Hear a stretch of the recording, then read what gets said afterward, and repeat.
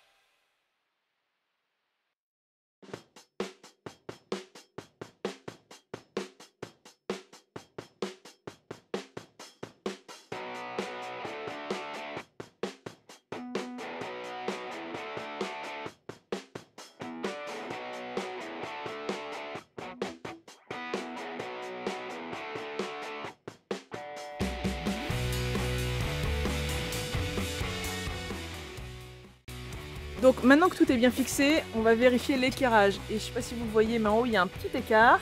C'est valable sur chaque face, il y a besoin de redresser tout ça. Donc on va redresser la structure. Au sol, on sait que c'était bon parce qu'on avait tiré les diagonales et les diagonales elles avaient la même longueur. Donc pas de problème là-dessus. Au sol c'est bon, mais en haut forcément, c'est un petit peu travaillé. Donc ce qu'on va faire, c'est que en fonction des besoins, eh bien, on va tirer de grandes sangles à cliquer. Vous en voyez déjà une qui est installée là-bas. Ça va nous permettre de faire une petite tension sur la structure, de redresser ça gentiment. Et une fois que ça sera bien en place, eh bien, on va fixer les jambes de force que j'ai déjà préparées.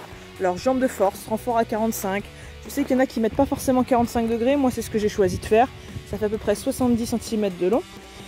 Et on va les fixer aux deux extrémités avec des vis de chez Spax. Alors je vous mettrai les liens sous la vidéo.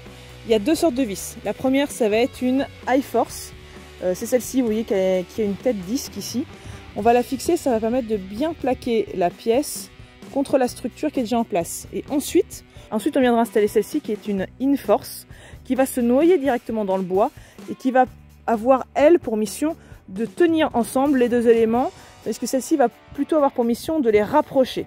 Donc ça, on va en mettre une comme ça à chaque extrémité. Donc ces jambes de force, là, ces renforts vont nous permettre ici d'avoir un angle qui est bien à 90, là-bas aussi, et tout ça à chaque extrémité. Donc on en a 8 à installer. On met les sangles, on redresse, on vérifie avec la grande équerre à chapeau que tout est bon.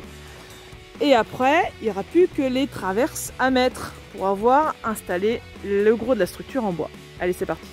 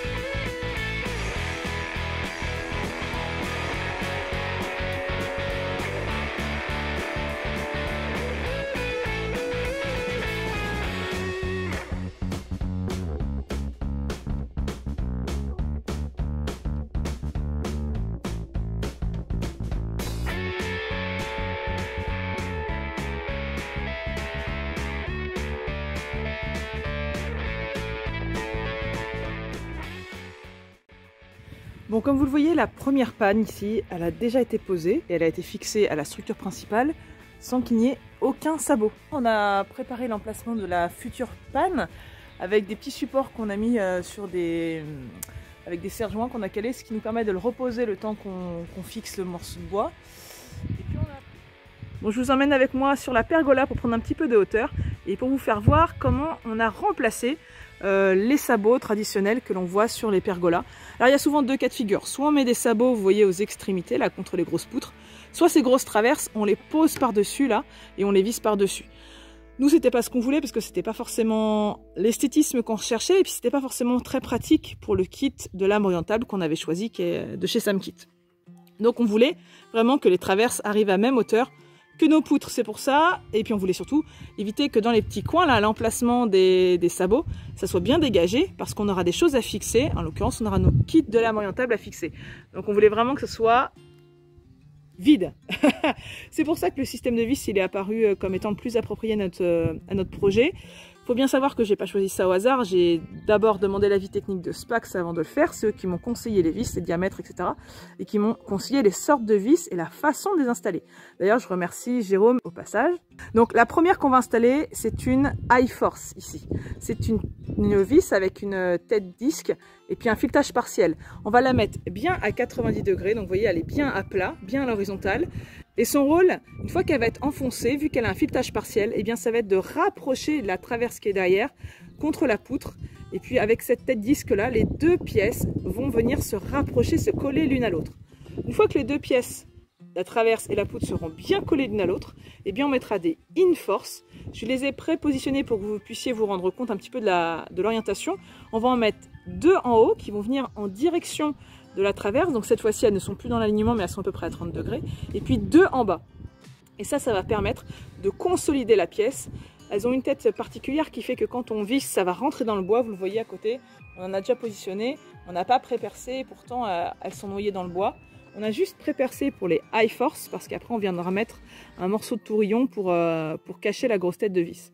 Mais ici en fait, il n'y a pas besoin de pré-percer pour cacher la tête, parce qu'elle rentre, elle est faite pour ça.